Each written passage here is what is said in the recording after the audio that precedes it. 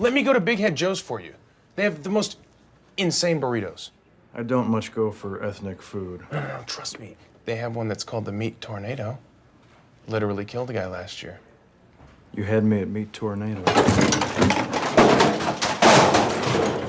Hey, what's up guys? Welcome back to Binging with Babish and welcome to the new Binging with Babish kitchen, a sprawling 2-level garden apartment that I have retrofitted into the play place of my dreams. I'll be taking you guys on a proper tour of this space soon so you can see all the new toys and tools. Now, before we dig into the Meat Tornado, we must first go back in time to the old apartment, where I enlisted some help from an expert to ensure that this burrito could in fact kill a man. Thank you so much for taking the time to talk with me today. I understand that you are a doctor of nutrition.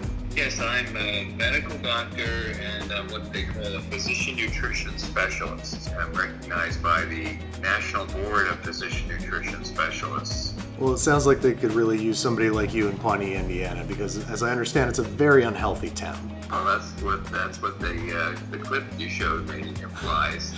Yeah. For sure. According to legend of this burrito place in Pawnee, a gentleman was killed by a burrito referred to as the Meat Tornado. Horrible way to go. Yeah, there actually are true cases of death by meat consumption, usually steak, and those are called cafe coronaries. Now, if it was in a Mexican restaurant, so that you wouldn't call that a cafe coronary, I guess you'd call that a cochina coronary, right? Yeah, so you are a doctor of nutrition and humor, it would seem. Well, trying to be a little humorous, but yeah, you could die from eating. So let's think about not just the meat, but the burrito's going to have spices in it, right?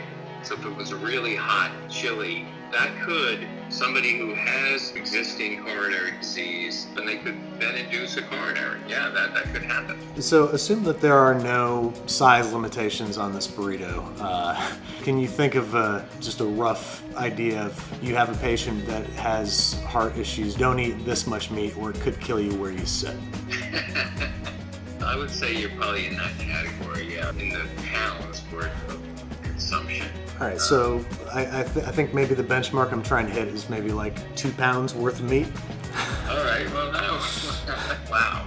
I mean, as long as it kills them, that's my end game. Yes, it could kill them. All right, well, I'm gonna try to do this as true to form to what we've determined here, and we're gonna try to have this be a message of health, because you shouldn't eat things called a meat tornado, I don't think. No, I think that's one to stay away from. So, well, thank you so much for talking with me today, Doctor. I appreciate it, and thanks for saving lives. Armed with this lethal knowledge, I set out to make a 2-pound spicy bean and meat-filled burrito with a license to kill. First up, flank steak in a simple marinade of 1/4 cup each lemon juice, vegetable oil, soy sauce, and chicken stock. Half a teaspoon cayenne pepper, 1 tablespoon ground cumin, a 1/4 cup of white sugar, 2 crushed cloves of garlic, and about a tablespoon each kosher salt and freshly ground black pepper. And because we're trying to be legit or authentic or whatever, a whole lot of fresh chopped cilantro. Tiny whisk until homogeneous, and then we're going to pour it over our flank steak to make a sort of carne asada. Remember that marinating your meat in a bowl or casserole helps prevent cross-contamination in the fridge. Once everybody's evenly bathed in the marinade, we're going to cover and fridge for about 4 hours, flipping once or twice throughout the process. Now on to the next meat of mention, carnitas, for which we're going to need a whole bone-in pork shoulder, which we must first debone, de-skin, and de-fat to some extent. Basically, we want to scrape as much meat off the bone as possible, remove and reserve the skin if you want to make chicharrones, remove any excess fat, and cut the meat into 2-inch pieces, which we're going to cook in what some might call an irresponsible amount of lard. 2 pounds of the stuff, along with 1 cup of water, go into a large, wide, deep Dutch oven, which we're going to set over medium-high heat until the lard is completely melted. And then, slowly and carefully, we're going to add the pork to the party. In addition to the pork, we're going to add the juice and flesh of 2 large navel oranges, cut in half. Just squeeze them, drop them in, and bring this whole thing to a bare simmer. Once the simmer is reached, lower the heat to medium-low and maintain a bare simmer for about 2 hours. At first, the pork is going to braise, but then once all the water evaporates, it's going to start to effectively deep fry. After the first hour, we're going to fish out the orange rinds and replace them with half a large onion, roughly chopped, and 4 large cloves of garlic, crushed, 4 dried bay leaves, 2 sticks of cinnamon, a teaspoon of whole cumin seeds, and a tablespoon of Mexican oregano. This, as you can well imagine, is going to smell unbelievable, but we're not done.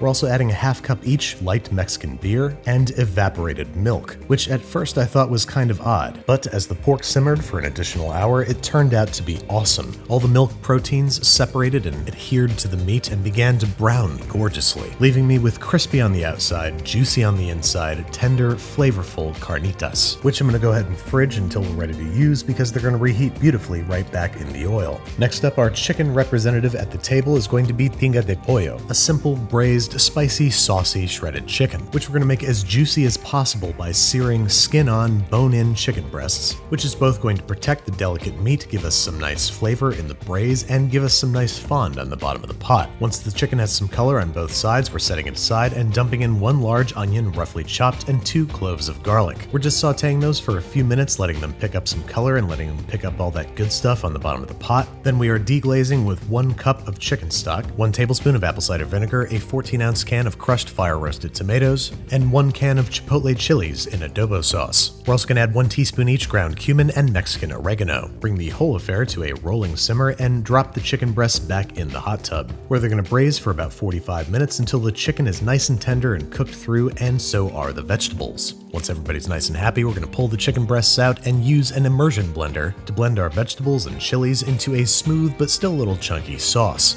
Then once we've removed the chicken's bones and skin, we're going to shred it using 2 forks and return it and any accumulated juices back to the pan.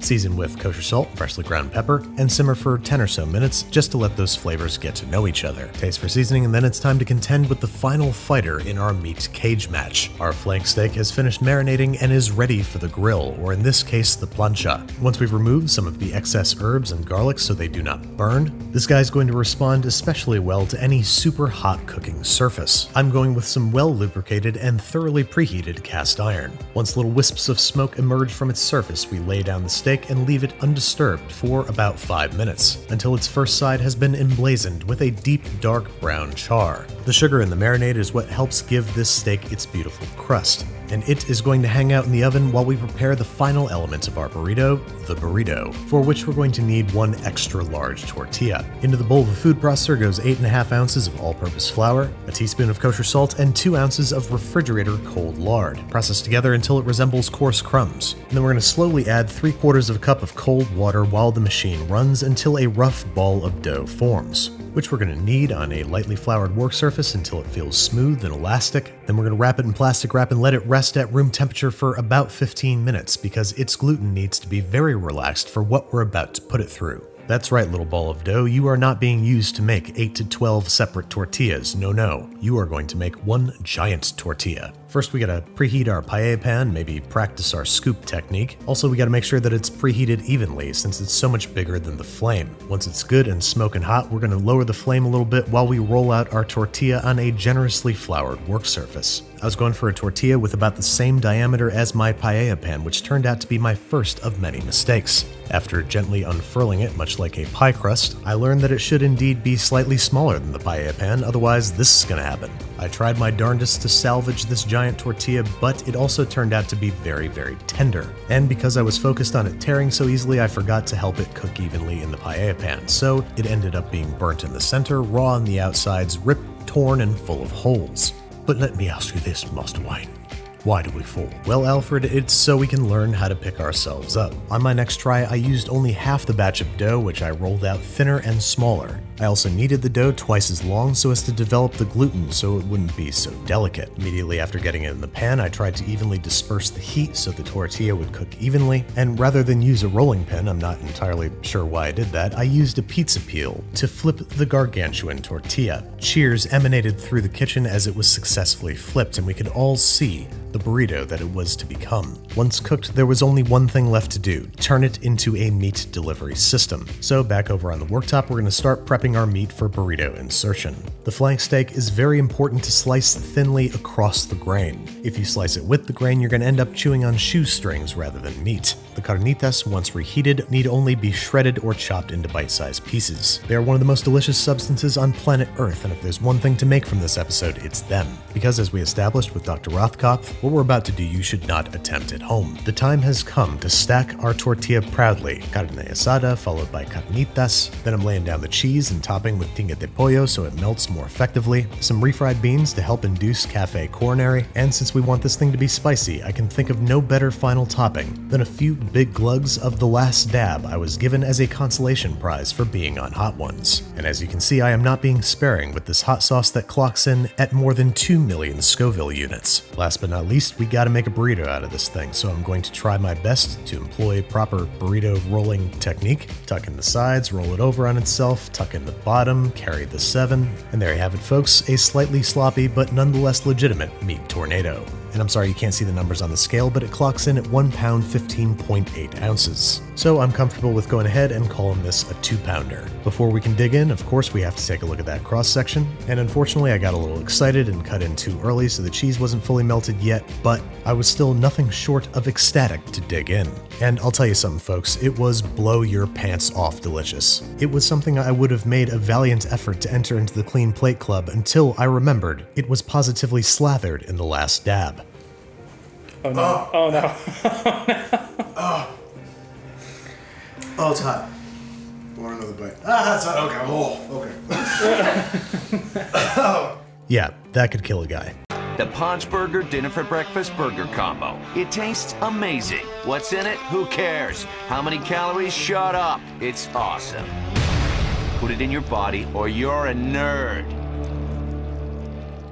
Hey, what's up guys? Welcome back to Binging with Babish, where this week, in the first episode of a Parks and Rec trilogy, we are taking a look at the fabled Paunch Burger, specifically the greaseball extravaganza known as the Dinner for Breakfast combo. Even by my most conservative estimates, this burger and fry combo is going to clock in at around 2,400 calories, in no small part thanks to the chili cheese fries. So first up, I'm making a very basic beef chili. Saute some onions for about 3 minutes, add some crushed garlic, 2 tablespoons of chili powder, 1 teaspoon of cayenne pepper, teaspoon of sweet paprika, and a teaspoon of oregano. Saute 1 to 2 minutes or until fragrant, and now I've got my pound of beef from Food and Stuff. Ooh, let's get rid of that beef bandage. Break up the beef and saute for 5 to 7 minutes or until no longer pink. Then we're adding a 28-ounce can of crushed tomatoes and maybe a 1/4 cup of water, bringing to a bare simmer, partially covering and allowing to simmer over low heat for an hour to an hour and a half, until it's nice and thick and all the flavors have melded and it strikes you as chili fry ready. As always, we're going to wait for the chili to finish cooking before tasting for seasoning and adding kosher salt and freshly ground pepper to taste. This can be made up to 3 days ahead of time, but for now I'm just going to cover it and keep it warm because we got lots of other stuff to make. First up, the cheese sauce, whose method we are deriving from J. Kenji Lopez Alt. Into a small saucepan we are combining 1 can of evaporated milk and 8 ounces of grated sharp cheddar that we have tossed together with 1 tablespoon of cornstarch. Maybe a dash or 2 of hot sauce if you want to be taken seriously. Go ahead and cook this over medium heat, stirring constantly until it has thickened into a cheese sauce. Set that aside and keep it warm while we contend with what looked to me like onion rings stacked betwixt the hamburger patties. So I am slicing 2 large Spanish onions into big old thick steak-like slices, separating them into rings and spreading them out on a parchment-lined baking sheet, again in a technique adapted from the one and only J. Kenji Lopez Alt. These onions are headed into the freezer until frozen solid at least 1 hour. Not only is this going to break down their cellular structure so they become tender, it's also going to allow us to very easily peel off their inner membrane. After thawing in a bowl of tepid water, these membranes are the leading cause of onion ring coating related slippage. So by removing them, you will have tender onion rings that will not slip out of their protective fried coating.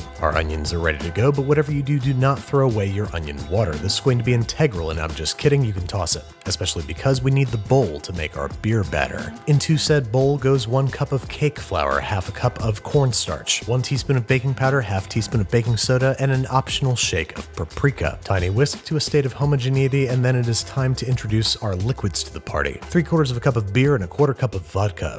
Let's go ahead and pour it on in there. Oh no, wait, I'm right-handed. We gotta switch this around. Sorry, sometimes I forget. Anyway, we are whisking constantly while we add the beer and vodka mixture. In the end, we want the batter to have the consistency of paint. Over on the stovetop, we are heating 1 quart each vegetable and peanut oil to 375 degrees Fahrenheit. Once our target temperature is reached, it's time to dip the onion rings in the beer batter, let the excess drip off, and drop them into the awaiting fry oil, frying for about 1 minute per side before evacuating onto a wire rack set in a rim baking sheet. If your onion rings are sputtering and spattering too much, make sure that they are super dry. And once everybody is fried, make sure to season them with kosher salt while they are still warm, and keep them that way in a 200 degree Fahrenheit oven whilst we make our final burger preparations. First, on a lightly oiled cast iron skillet set over medium-high heat, we are going to perform the integral act of toasting our buns. Buns toasted, we're going to crank the heat up to high and introduce our burgers to the party. 3 third-pound patties, seasoned generously with kosher salt and freshly ground pepper, and allowed to sear undisturbed for 3 to 5 minutes on their first side, until a deep brown crust forms and they lift freely off the cast iron. You can see I placed a little dimple in the center of each patty to prevent these from turning into softballs, before flipping and allowing to cook for an additional 2 to 3 minutes. Then we're killing the heat, topping each with a slice of yellow American cheese, adding a dash of water to the pan for some cheese melting steam, and covering with a cloche. And now finally we're ready to assemble. It appears as though the burger starts with a pathetic leaf of lettuce, followed by the first burger, an onion ring, and a squirt of ketchup. Then it's just a matter of repeating this process 2 more times. It's during this time that we can think about the 2,400 calories that we're about to consume. Oh yeah, there's a fried egg on top. Make that 2,475. This is, after all, the dinner for breakfast combo. Next up, we are proudly piling chili and cheese sauce atop our french fries, adding our top bun, and folks, I think we've done it. This is the paunch burger dinner for breakfast combo. Let's go ahead and use some magic to clear the table off. There we go. And as much as I want to try to just take a bite out of this thing, I think we gotta get a cross section. So I'm gonna do my best to not absolutely destroy this thing as I cut it in half. And as you can see, the ketchup between each layer was a little inadvisable because it ends up looking like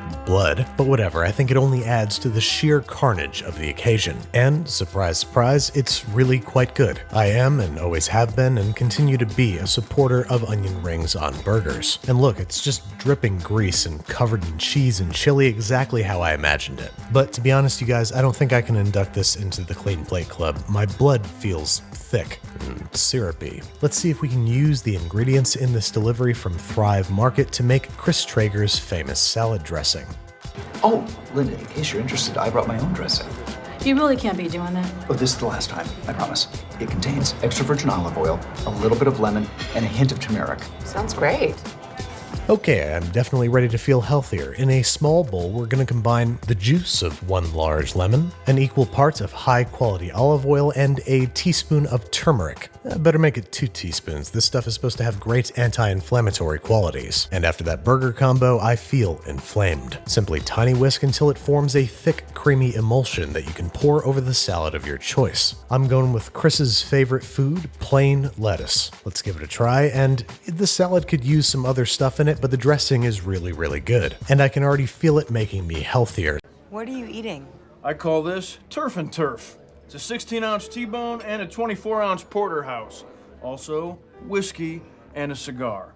I'm gonna consume all of this at the same time because I am a free American. The cigar's inside, sir. Fine. Hey, what's up guys? Welcome back to Binging with Babish, where this week we are belatedly celebrating 6 million subscribers with the Turf and Turf from Parks and Rec. Today we are indulging in a 16-ounce T-bone and a 24-ounce porterhouse, which, if I'm being completely honest, I thought was the same thing. Turns out, not so. Over here on my right, your left, we have a T-bone, which has the characteristic New York strip just to my left, your right of the T-shaped bone. But just to my right, your left of the bone, a nearly non-existent filet mignon, because T-bone steaks are cut closer to the front of the cow, unlike the porterhouse, which is cut towards the center or rear of the cow, where the tenderloin is much larger. But if you go too far back, you're going to start getting a piece of top sirloin jutting its ass into your New York strip, bearing with it a piece of inedible sinew. It's much tougher tougher than the New York strip, and you end up paying more for less. So ask your butcher to give you a center-cut porterhouse, which is going to give you the most beefy bang for your buck. So today I'm going to be cooking up the guy on my left, you're right. But enough talking about and stroking beef with our fingers, let's cook some. First things first, we need to do as J. Kenji Lopez alt commands and salt and rest our beef. So onto a wire rack set in a rim baking sheet they go, and covered with a generous sprinkling of kosher salt they are. Then we're letting these sit at room temperature for at least 1 hour. If you really want to go nuts, leave these uncovered in the fridge overnight, which is going to give you an extremely desiccated exterior and more deeply seasoned meat. Now the one accoutrement with which the Swanson appears to be eating his steaks are a fluffy pile of yellowy mashed potatoes. To me that means Yukon Golds, which we are going to peel and cut into equally sized pieces, cover with cold water, bring to a boil, and cook for about 20 minutes or until completely tender. And a paring knife cuts them like they're not even there. We're then draining the potatoes, returning them to the pot, and returning the pot over medium-low heat, cooking them and stirring them around for about a minute, which is going to help drive off any excess moisture, giving us a less gluey result. We're then adding about a half a cup of half and half, and maybe 5 tablespoons of unsalted high-quality butter. For the record, this is for about 3 pounds worth of Yukon Golds. Now we're going to mash them up most of the way, take an opportunity to season liberally with kosher salt and white pepper, that way we don't end up with bespeckled potatoes. Mash them up the rest of the way, taste them for seasoning and consistency, and there you have it, some very simple but very decadent mashed potatoes, which we're going to cover and keep warm until ready to serve. Because as Ron so clearly states, food is not the only thing being consumed at this table. There are also cigars and whiskey, the exact make and model of which are not mentioned, but we know that Ron's favorite is Lagavulin 16, which tastes like a delicious tire fire. Whew, yeah, that'll put some hair on your chest. That is definitely Swanson appropriate liquor. So with all of our sort of side dishes ready to go, we're ready to make us some steaks. First up for the porterhouse, we're heating some vegetable oil in a heavy cast iron pan over high heat for about 5 minutes until it's nothing short of straight up smoking. We are then patting our porterhouse as dry as humanly possible before poisedly plunking it into our cast iron pan, blasting it in the face with all the heat that our stove can muster for about 2 minutes, until a deep, dark brown, robust crust has formed on the first side. We're then giving this guy a flip and repeating the process on the opposite side. Then I wanted to try preparing this in the style of bistecca alla fiorentina. First I'm going to give the fat cap a little loving before killing the heat and standing the steak upright upon its to-bone. The bone is going to protect the steaks from the heat of the pan and prevent them from cooking unevenly as we place them into a 450 degree Fahrenheit oven. We want to reach an internal temp at the thickest point of about 120 degrees Fahrenheit, just enough time to deal with our T-bone. This time I am smoking out a carbon steel pan, which doesn't retain heat as well as cast iron, but it heats up much more quickly, which makes it perfect for a thinner steak like this that we're just going to sear and butter baste. Same procedure as before, just hit it over ripping high heat before flipping. Don't get too discouraged if you don't have a very even crust. We're going to fix that in post, so to speak. First, into the pan go a few cloves of crushed garlic and a couple sprigs of fresh rosemary and thyme, and then just a whole lot of high quality unsalted butter. I'm going with about 5 tablespoons. Once the butter is melted, which should happen very, very quickly, we're tipping the pan towards the garlic and the herbs and basting the steak. Here it is from another angle for illustrative purposes, and this is not only going to even out the color, it is going to deeply flavor our steak as it finishes cooking. Once the thickest part of the steak registers about $125 Fahrenheit, we're removing it onto a warm plate and bathing it one last time in all that herby, garlicky brown butter. An indisputably erotic sentence. Meanwhile, our vertically cooking porterhouse is coming out of the oven because it's reached 120 degrees Fahrenheit internal. Yes, I cheated and used a thermometer. This steak costed like $100. And now, as I have so emphatically repeated over the years, we need to let these guys rest for at least 10 minutes before digging in. The T-bone I'm going to serve whole, but the porterhouse I'm going to carve up steakhouse style. That is, removing the strip and the filet mignon from the bone, slicing and plating up in their original orientation. Peter Luger does a really batshit method where they slightly undercook the steak, slice it, plate it up like this, and then throw the plate under a broiler. But I'm not trying to be too experimental today, so let's save that for another episode. And there you have it, ladies and gentlemen, about $150 worth of prime, dry-aged beef, singing a delicate, distinctly American duet known as the Turf and Turf. All there is left to do is smoke 'em if you got 'em. Oh, okay.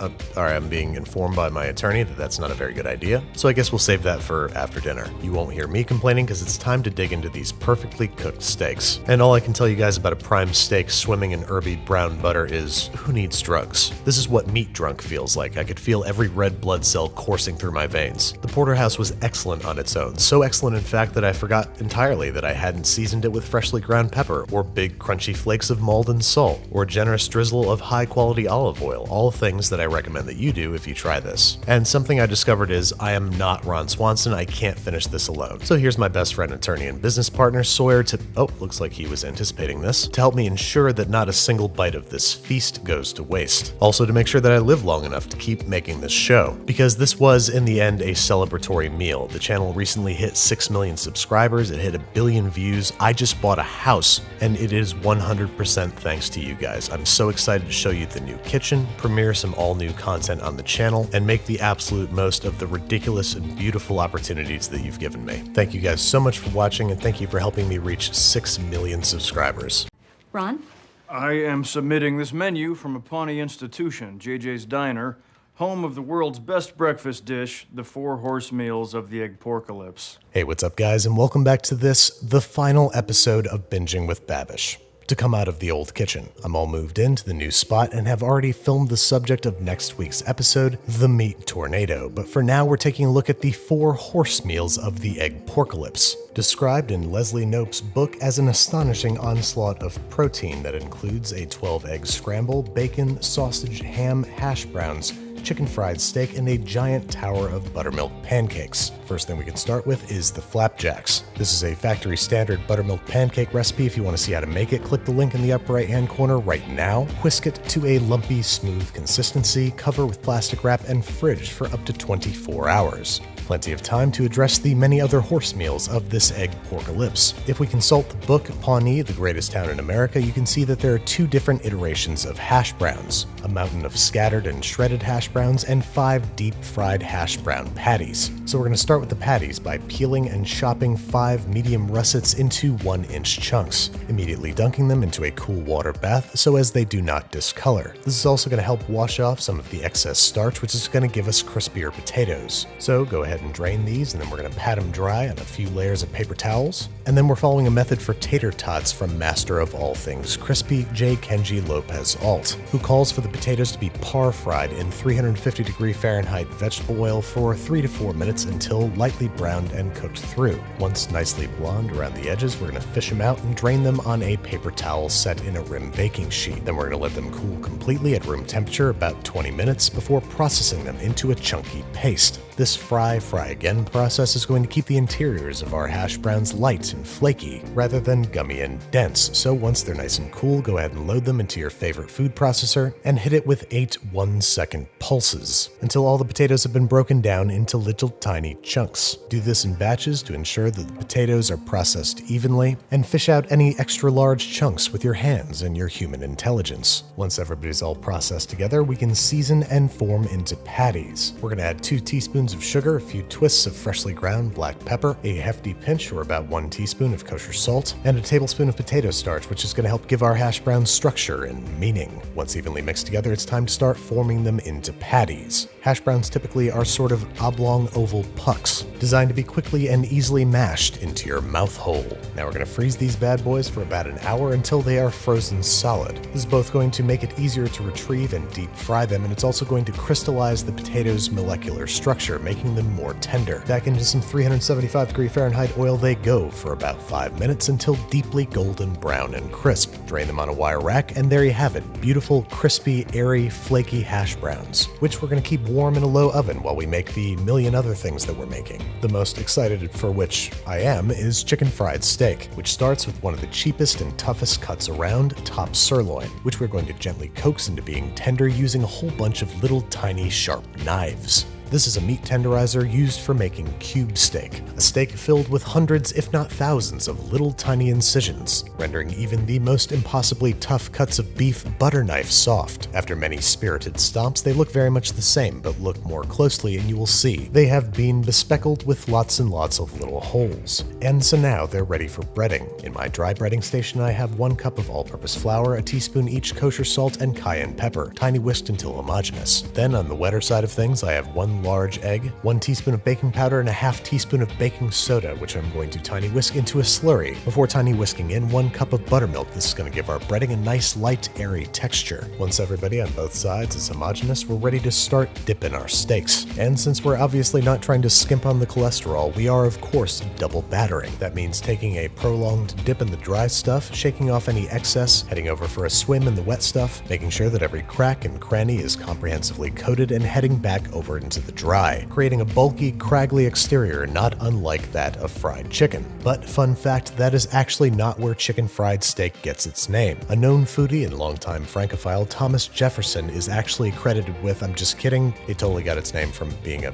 steak fried like chicken, which is exactly what we're going to do with it. Into some 350-degree Fahrenheit oil it goes, where it shall fry about 4 to 5 minutes per side until deeply golden brown and crisp all over. Use extreme caution when flipping, because if you crack the shell, you're gonna have a bad time. Drain it on a wire rack, keep it warm in a low oven, and rinse and repeat with any remaining steaks. And then the very key to the deliciousness of chicken fried steaks lies in the bottom of this pot. That's right, remember all the brown sloppy gold from the KFC episode? All this deep fried gunk is the key to making delicious gravy. So we are reserving as much as possible in the bottom of the pan, along with about 2 to 3 tablespoons worth of leftover fry oil, into which we're going to dump half an onion finely minced. We're going to saute that onion and all that brown sloppy goodness for 2 to 3 minutes until it's starting to soften and turn translucent around the edges. Add 2 or 3 crushed cloves of garlic and continue to saute over a medium heat for about 30 seconds until fragrant, and then we're adding a 1/4 cup of flour as our eventual thickener. Mix that in with the vegetables and let it cook for about 2 to 3 minutes until the raw flour smell dissipates. Then we are slowly whisking in about a 1/2 cup of beef stock and the star of the show, 1 cup of light cream. Add it slowly at first, whisking constantly to prevent lumps. Add the rest and whisk frequently over a medium-high heat until bubbling and thickened. Once it starts to bubble, make sure you lower the heat so as to not scorch the sauce. When it's just about done, we're going to season with kosher salt, freshly ground pepper, and an optional sprinkle of cayenne pepper. We want it reduced and thickened to the point that it can easily coat the back of a spoon.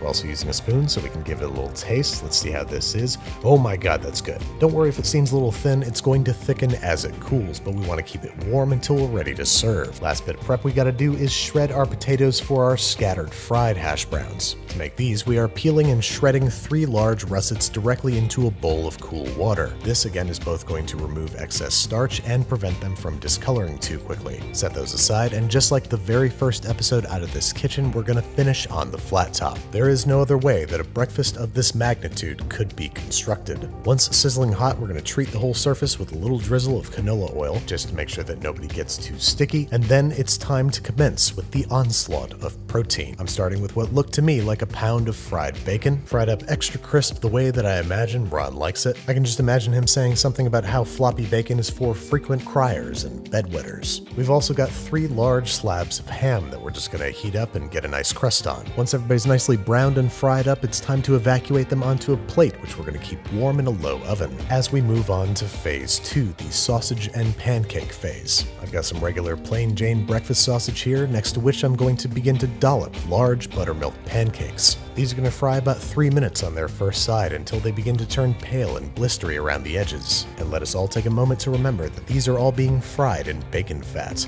Once the pancakes are flipped, they get another 2 to 3 minutes on the opposing side before being stacked on a plate and repeating until we got no pancake batter left. Pancakes finished, it's time to get this off of the spatula here. Come on, dude, let's go. Join your pancakey brethren. And last but not least, we have our scattered hash browns and 12-egg scramble. The potatoes we're going to place in a clean kitchen towel and just squeeze the absolute dickens out of, making sure that they are super dry to facilitate effective browning. But before they are headed over to the cooktop, we're going to lightly season them with some kosher salt and freshly ground black pepper. Just the hits. Mix gently to distribute throughout and load them up onto an oiled flat top. Then, after flattening out with a large metal spatula, into a potato patty. We're going to cover them with a bowl while frying on the first side. This is going to help the potatoes cook more evenly throughout. Then once the sausage has been removed onto the keep it warm plate, we're going to dedicate the new flat top real estate to the 12 egg scramble, which is exactly what it sounds like, 12 eggs scrambled, but we're doing ours in bacon and sausage fat. Just sort of scramble them around there, and once you have some nice, big, soft, pillowy, eggy curds, remove them onto a plate just in time to realize that you didn't time out your hash brown very well. But just pretend that you're at JJ's and you have heat lamps or something. Flip once nicely browned, cooking for 4 to 5 minutes per side. Once it's ready to go, flop it atop your hash brown pucks and get ready to serve. Everybody else is waiting, so why don't we go join the party? And what a party it is. Thousands of calories and hundreds of grams of cholesterol on parade alongside a single glass of orange juice and a single cup of coffee. I'm about to dig right into this sucker, but first I just want to say a few words.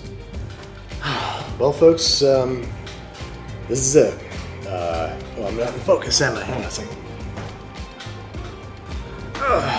Well, folks, that's it. That is the last meal to come out of the Soho kitchen. I've lived here for 2+ some odd years. I fell in love here. I wrote a cookbook here. I lived a whole lot of life here. And it's pretty crazy to say goodbye. Oh, I forgot the sausage gravy. Hang on. I mustn't forget the sausage gravy.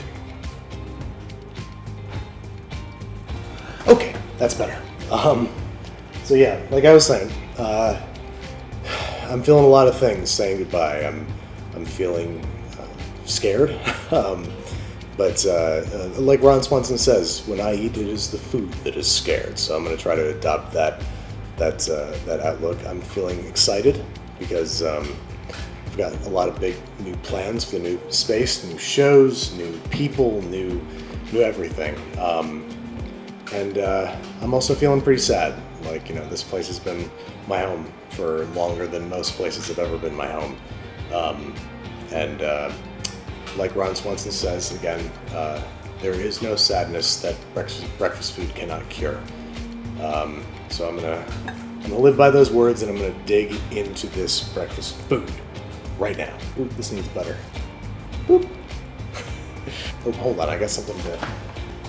My last splash of Lagavulin 16. Last little bit. Oh, I spilled it on the eggs. That's okay.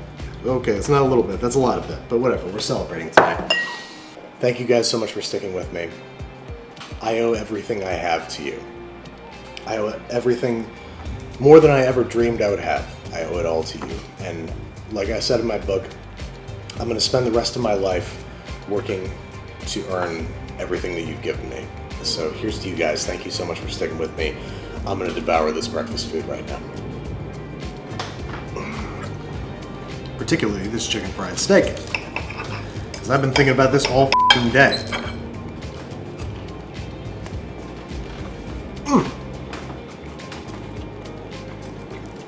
Hell yeah, dude. This guy's going to the Clean Plate Club tonight. A calzones. It was a calzone. The calzones betrayed me? Crust on the bottom. Filling. Crust on top. What am I describing? A pie. No, but you're in the right zone. The locale, calzone. Zone. You know what I like? Calzones. What the hell's wrong with this guy? Hey, what's up guys? Welcome back to Binging with Babish, where this week we're taking a look at the many shapes that calzones take in the world of Ben Wyatt. I know I promised you guys a JoJo episode in a recent Twitter poll, but I couldn't get a hold of some necessary ingredients, so keep an eye out for that next week. First up in our trio of calzone stylings is calzone apple pie. We've made a number of apple pies on this show, so I'm just going to kind of breeze through the instructions. Food processor, 300 grams of all-purpose flour, 2 tablespoons sugar, 1 teaspoon kosher salt, 225 grams unsalted cold cubed butter. Process until the butter is the size of peas and gently combined with 6 to 8 tablespoons of ice water, gently mixed into a ball of dough, wrapped in plastic wrap and refrigerated for at least 1 hour. 2 pounds of Honeycrisp apples, cored, peeled, and thinly sliced. Place in a large bowl and toss with the juice of 1 lemon to prevent oxidation, aka browning. In another bowl, combine 3/4 cup of sugar, 1.5 tablespoons of cornstarch, 1/4 cup of brown sugar, 2 teaspoons cinnamon, 1/2 teaspoon of ground ginger, 1/2 teaspoon ground allspice, 1/4 teaspoon ground cloves, a zest of 1 lemon, and a teaspoon of kosher salt. Tiny whisk to combine. Perfect. Add to the sliced apples and toss until evenly coated. Take a moment to ponder how lucky you are that it's your job to make apple pies. Taste the apples for seasoning, and then it's time to roll out the pie dough. On a well-floured surface, we're going to pound and then roll out our pie dough to a rough oval shape, using half that oval to line a glass pie plate, filling the pie shell with our apples and their accumulated juices, brushing down the opposing edge of the pie dough with egg white to seal, covering with the opposite side of the oval, trimming, crimping, venting, brushing with egg white, and sprinkling with demerara sugar. Placing in an oven preheated to 500 degrees Fahrenheit, reducing the temperature to 375 and baking for 45 to 55 minutes. And there you have it, the calzone apple pie, which, despite my overclocked voiceover, I thought would be nice with some coffee, perhaps served up out of the plate, calzone style. First, let's take a look at a rare apple pie cross-section. Fascinating. Slice into somewhat more manageable yet still unwieldy long skinny slices, and dig into one of the best and strangest apple pies I've ever made. The filling is warm and syrupy and spicy, the crust flaky and crisp even on the bottom, but it's our first and last sweet calzone. Our next two destinations are savory, and for them both we're going to need a simple tomato sauce, something else we've made countless times on this show, so once again we're going to breeze through it. Into a high-walled saute pan goes 2 tablespoons of olive oil that we're going to heat over medium-high until shimmering, in which we're going to sweat half a small finely minced onion for 2 minutes, sauteing 2 crushed cloves of garlic and 2 tablespoons of tomato paste for 1 minute before adding a sometimes squirty 28-ounce can of San Marzano tomatoes, crushing up, adding a sprig of fresh basil, partially covering, lowering the heat, and simmering for about an hour and a half until thickened and deepened in flavor, optionally pureeing to a finer consistency using an immersion blender, seasoning to taste with kosher salt and freshly ground pepper, and finishing with a glug of extra olive oil. Okay, back to normal, kids, because we're venturing into as yet unexplored Babishian territory, namely the low-cal calzone zone, which, despite being about the same in calories but higher in fiber, I think is going to call for a whole wheat crust. So we're going to follow this recipe from America's Test Kitchen that calls for 8 1/4 ounces whole wheat flour, combined with 5 1/2 ounces of bread flour, 3/4 of a teaspoon of instant yeast, and 2 teaspoons of honey in the bowl of a food processor. We're just going to lightly process those together until they are thoroughly combined, and then we're going to perform the very clever trick of thoroughly kneading our dough using the food processor. First, we're going to measure out 1 1/4 cups ice water, which we're going to pour into the processor's feed tube while the machine runs. This is going to bring our ingredients together into a ball of dough. As soon as it does, stop the machine and let everything rest for 10 minutes, which is going to help with water absorption. Then we're adding 2 tablespoons of olive oil and 1 1/2 teaspoons of kosher salt and letting our spinny cutty machine run for 1 minute straight, during which time it's going to knead our dough better than any human being could, with the exception of maybe Ron Swanson. He's got some dough kneading mitts. I'm sure he would hate that I said that. Now, this dough is very sticky, so to make it more handleable, we're going to olive oil both our mitts and work surface, turn out our pre-calzone goo out onto the counter, and give it a few cursory kneads to make sure that there are no dry spots. Then we're going to use the dough's stickiness to pull it into a taut ball, which we're then going to plop into a lightly oiled bowl, cover with plastic wrap, and allow to ferment in the fridge for at least 18 hours and up to 3 days. Not only is this going to drastically improve flavor, this is a very high hydration dough, around 80%, so it's going to make it much easier to play with. After a couple days in the fridge, we're taking it out of the bowl and dividing it into twain, both pieces of which we're going to stretch into taut balls. I feel like I'm saying that a lot recently. Place on a lightly oiled rimmed baking sheet, lightly oiled themselves, and loosely covering in plastic wrap, and that's where the testicular similarities end. Because if your balls do this after an hour and a half at room temperature, see a doctor. Extract the first dough ball, keeping the other under cover of plastic wrap, and coat it thoroughly on both sides with all-purpose flour. From this point on, we're treating it pretty much like pizza dough, aka your grandfather's calzone, which again sounds like a testicular thing. Anyway, we are patting, stretching, and passing knuckle over knuckle this dough until it reaches about a 12-inch round, at which point we can commence not to topping, but filling. With what, you ask? Well, healthy stuff. I'm going to saute some broccoli and some olive oil, add some red peppers, maybe some baby spinach, baby bok choy, and mustard greens. Just ask yourself, what would Chris Traeger put in a calzone? Part skim mozzarella, which is kind of like worse mozzarella, part skim ricotta, which is kind of like wallpaper paste, our sauteed veggies, and what the hell, another layer of part skim mozzarella. If you're going to have a healthy thing, you might as well have too much of it, right? That's how being healthy works. Anyway, I'm brushing down the outer rim of the dough with plain old water and gently folding this pizza into a much more complicated calzone, crimping the edges shut with a fork, and then as an additional preventative measure against blowouts, I'm going to decoratively fold the crust closed, or at least decoratively to the best of my limited ability. And there you have it, the Pawnean pariah, the calzone. Onto a lightly flour-dusted pizza peel it goes, and onto a pizza stone in a preheated 550 degree Fahrenheit oven it will be plopped until it emerges burnished and browned and but done. We're gonna let this guy sit undisturbed for about 5 minutes to let those fillings calm down a little bit before slicing in half and taking a gander at that cross section. Now, one good thing about low-fat ingredients, they're much less watery than full-fat mutts and ragout, so we end up with a pretty good-looking calzone, which despite being a low-cal calzone, I'm gonna divide into 4 pieces for easy sharing, because this whole thing clocks in at just over 1,000 calories, but half will run you a much more reasonable 528 calories. So not exactly what I would call low-cal, but about as low-cal as calzones can go. And I gotta say, really quite good. The crust is nutty and weedy and tender. The fillings are plenty flavorful and cheese stretchy. I'm gonna go ahead and call it a perfectly healthy lunch for 2. On the decidedly less healthy end of the spectrum are the mini calzones, which Ben described as a savory pastry, so I'm gonna make another batch of pie dough, this time with no sugar, rested in the fridge for an hour while I shred up some full-fat mozzarella, which is much easier to shred if you let it chill in the freezer for about 20 minutes, which I did not do. And then, in Ben's own words, the calzones betrayed him by giving him food poisoning, so I've got some Italian sausage here well past its prime. Let's just give it a sniff test to make sure oh yeah, that is ripe. I'm just kidding, of course. This is some pre-cooked chicken sausage that I thought looked kind of wrong. Anyway, we are retrieving our savory pastry dough from the fridge, turning it out onto a well-floured surface, and pounding and rolling it out to a large round, about 4-ish centimeters thick. Then we need about a 4.5-inch biscuit cutter. This lid from my protein powder will do nicely, and we're going to use that to cut this dough into miniature rounds. Then from there, it's just a matter of filling and deep frying. That's right, deep-fried pie dough. So into each of these little rounds, I'm going to place a tiny dab of sauce, a little pressed-together mound of our mozzarella cheese, a little dollop of full-fat ragout, and a couple pieces of our pretend expired sausage. Then comes the delicate act of folding. Once again, I'm going to wet down the outside edge to act as a sort of sealant, tucking our fillings gently into the little pocket and pressing the edge down to seal. You have to work quickly at this stage because the butter is going to begin to melt, and we want to maintain as many of those layers of butter as possible before deep frying. Once again, I'm going to attempt to place a decorative crimp on the outside with mixed results, and this guy is ready for the deep fry. In a cast iron skillet, I'm going to heat about a quart of oil to 350 degrees Fahrenheit and drop these guys in for about 1.5 to 2 minutes per side. It's at this time that I'm going to pray to whatever God will hear me that my fillings don't explode out the side of my calzones, because this is the last of my frying oil. But the water and crimping sealant held true, and my empanadas,